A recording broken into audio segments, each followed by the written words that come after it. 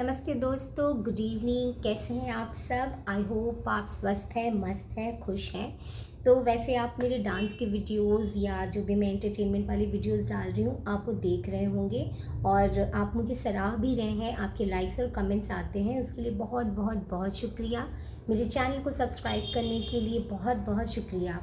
तो आज का जो टॉपिक मैं लेकर आई हूँ आपके सामने वो थोड़ा स्पेसिफिक है, क्योंकि आजकल के टाइम में हम लोग करियर में आगे बढ़ते हैं, हम लोग आगे प्रोसीड करना चाहते हैं। तो हम अलग अलग कंपनीज़ में इंटरव्यू देते हैं, कॉलेज पास आउट्स भी इंटरव्यू देते हैं। तो कुछ टिप्स मैं आपके साथ शेयर करना चाहती हूँ जिसने मुझे बहुत हेल्प करी है लाइफ में आगे बढ़ने में, काफ़ी जगहों पर इंटरव्यू क्रैक करने में। तो मैं उन सब एक्सपीरियंस को इकट्ठा करके आज आप लोगों के साथ शेयर करना चाहती हूँ। आई होप ये टिप्स आपके काम आए। बहुत सारे लोग ऐसे हैं जिनको ऑलरेडी ये चीज़ें पता है, लेकिन कभी कभी क्या होता है कि हम एन मौके पे जब रियल टाइम सिनेरियो आता है तो वो भूल जाते हैं, डर से, घबराहट से। नया वो सिचुएशन होता है, नई जगह होती है तो हम डर जाते हैं। तो चलिए मैं आपके सामने ये कुछ टिप्स रखती हूँ, आपके साथ शेयर करती हूँ। आई होप ये आपको भी हेल्प करे अच्छी कंपनी में, अच्छी जगह पे इंटरव्यू क्रैक करने में। तो जो पहला पॉइंट है मैं आपके साथ शेयर करूँगी वो है नो दी कंपनी। जिस भी कंपनी के लिए आप इंटरव्यू देना चाह रहे हैं उस कंपनी के बारे में थोड़ा सा एनालिसिस करके जाए। रीड अबाउट दैट कंपनी की किस चीज़ की कंपनी है। फिनटेक कंपनी, जैसे मैं फिनेंशियल कंपनी में काम करती हूँ, सर्विस बेस्ड कंपनी है, प्रोडक्ट बेस्ड कंपनी है। कब इस कंपनी की शुरुआत हुई, इसका जो मेन ऑफिस है, हेड ऑफिस है, वो कहाँ है, कहाँ कहाँ इसके इंडिया में ब्रांचेज हैं। अगर आप इंडिया में देख रहे हैं ये कंपनीज तो उसके लिए है ये। इसके बारे में थोड़ा बहुत रिसर्च करके जाइए तो थोड़ा हेल्प हो जाता है। कभी कभी इंटरव्यू में ये पूछ देते हैं।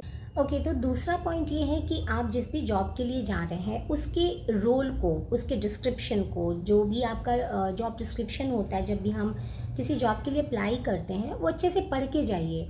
कितनी बारी क्या होता है कि वो जो कीवर्ड्स होते हैं वो इंटरव्यूअर बस उन कीवर्ड्स पे रिलेवेंट जो चीज़ें होती हैं वो पूछते हैं, तो उसके बारे में अच्छे से प्रिपेयर करके जाइए। थर्ड पॉइंट ये है कि कॉन्फिडेंट रहिए, ये बहुत ज़्यादा ज़रूरी है। आप क्या एटीट्यूड कैरी कर रहे हैं इंटरव्यू के लिए जाने के वक्त या रूम में एंटर करते वक्त, वो बहुत ज़्यादा इम्पॉर्टेंट होता है। आपकी जो स्किल है, आपकी नॉलेज है, वो इन्हेंस की जा सकती है ट्रेनिंग के ज़रिए, वो दी भी जाती है। जिस भी कंपनी में आप जाते हैं वहाँ का बिल्कुल इन्वायरमेंट चेंज होता है तो आपको सब कुछ सिखाया जाता है। But what matters is your body language, your proper confidence, your attitude.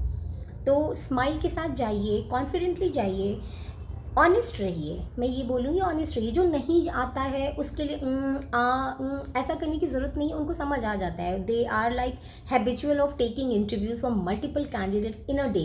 तो आप उनको ऑनेस्टली बता दीजिए that I read, I upgrade my skill and I enhance my knowledge. तो आप उनको क्लियरली बता दीजिए, उनको एटीट्यूड से पता चल जाएगा कि आप सीख लीजिएगा।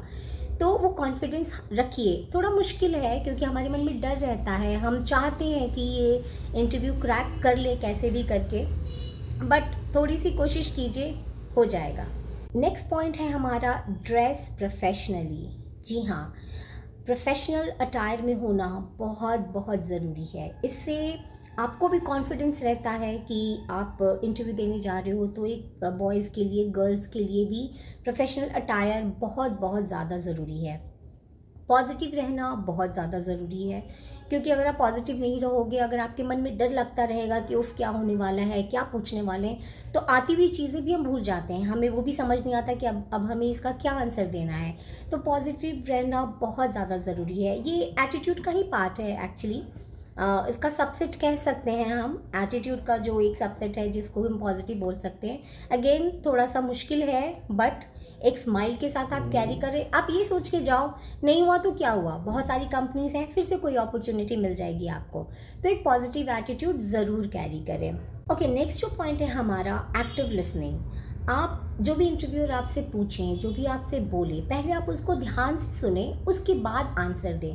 ऐसा नहीं है कि वो कुछ पूछ ही रहे हैं और आप उनको बीच में कट करके आंसर देना शुरू करें। नहीं, ये बहुत ही गलत है। आप ध्यान से सुने वो क्या बोल रहे हैं, थोड़ा पॉज लें, थोड़ा टाइम लें, उसके बाद आप आंसर देना शुरू करें। इससे क्या होगा, आप क्वेश्चन तो ठीक से समझ ही लोगे, आप क्वेश्चन के आंसर को अच्छे से कंस्ट्रक्ट कर पाओगे। आप एक स्ट्रक्चर्ड वे में आंसर देना शुरू करोगे तो आपके माइंड में भी वो चीज़ें अपने आप वन बाय वन आती जाएंगी। स्लो आंसर करें। ऐसा नहीं कि आप बिल्कुल इंग्लिश फटाफट बोलना शुरू कर दें कि बस आज तो मुझे अपनी सारी अंग्रेज़ी यहाँ पे दिखा देनी है कि मुझे बहुत अच्छी इंग्लिश आती है। नहीं, ऐसा भी नहीं करें। धीरे धीरे बोले। धीरे धीरे बोलने से क्या होता है कि तो वो कॉन्फिडेंस आएगा, दूसरा क्या है कि फ्लुएंसी जो होगी आपकी मेंटेन रहेगी, वो पेस मेंटेन रहेगा। तो स्लो बोले, आराम से बोले और सोच समझ के वैसे आंसर दें।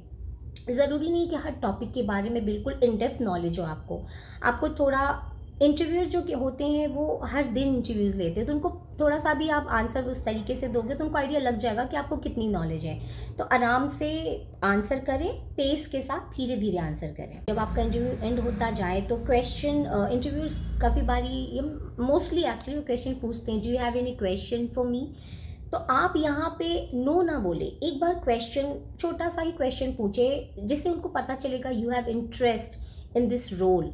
तो आप कंपनी के बारे में कुछ पूछ सकते हैं या उस रोल से रिलेटेड कुछ पूछ सकते हैं कि what are your expectations from me for this particular role. तो वो थोड़ा इन डेप्थ आपको रोल के बारे में डिस्क्राइब कर देंगे। इससे उनको भी लगेगा कि the candidate is taking interest for this role. तो ये क्वेश्चन आप ज़रूर पूछें। और इंटरव्यू जब ख़त्म हो तो उनको थैंक यू करें, ग्रीट करें with a smile and then आप जंप ना करें कंक्लूजन पे। कितने लोगों को मैंने देखा है, I was very surprise to know कि वो वहीं पे आंसर पूछने लगते हैं कि so how was my interview. I was literally very surprise कि आप उस वक्त कैसे पूछ सकते हैं, बिकॉज उस इंटरव्यू के बाद और भी कैंडिडेट्स होते हैं वो कंपैरिजन करते हैं, उसके बाद फिर they will be able to answer. तो आप वो नेगेटिविटी वहाँ ना डालें, क्योंकि फिर उनको ये लगेगा कि the candidate is not at all patient to wait for the result और द फीडबैक। तो आप आराम से अपना इंटरव्यू दें और फिर वहाँ से एक स्माइल के साथ आप वहाँ से निकलें। बाकी तो आपने जो इंटरव्यू दिया है, जो आपकी नॉलेज है, जो अगर आप स्किलफुल हैं तो इंटरव्यू क्रैक करेंगे ही करेंगे। और ना भी करें तो दोस्तों कभी उदास नहीं होना चाहिए। नेक्स्ट कंपनी है वहाँ पे आप इंटरव्यू दीजिए। कभी कभी ऐसा होता है कि हमें उस रोल की बहुत ज़्यादा रिक्वायरमेंट होती है, उस जॉब की बहुत ज़्यादा रिक्वायरमेंट है, बट कोई बात नहीं, अगर एक जगह इंटरव्यू क्रैक नहीं भी होता है तो दूसरी जगह हो जाएगा। क्योंकि आपने वो बात तो सुनी होगी ना, प्रैक्टिस मेक्स मैन परफेक्ट। तो इंटरव्यू देते देते हमें परफेक्ट इंटरव्यू देने की आदत हो जाती है। तो आई होप कि आप इन टिप्स को इनकलकेट करें, शामिल करें अपने पैटर्न में। एंड आई होप कि अगर आप इंटरव्यू दे रहे हैं किसी कंपनी में तो आपको बहुत अच्छी सी अपॉर्चुनिटी मिले और आपका करियर वैसे ही आगे बढ़े। सो आई होप आप ऐसे ही आगे बढ़ें, नई अपॉर्चुनिटीज़ आपको मिले, कॉन्फिडेंट रहें, मोस्ट इम्पॉर्टेंट कॉन्फिडेंट रहें। वो अभी मैंने कुछ लाइंस पढ़ी थी जिसमें कि जो कि बिल्कुल सही है, the more you read the more you enhance your knowledge, the more you enhance your knowledge the more confident you are. तो ऐसे ही अपने स्किल को बढ़ाते रहें, पढ़ते रहें, नॉलेज को गेन करते रहें। मैं अपने नए ब्लॉग के साथ फिर से आऊँगी, तब तक के लिए खुश रहें, स्माइल के साथ पॉजिटिव रहें। Thank you so much for watching my channel. Bye bye.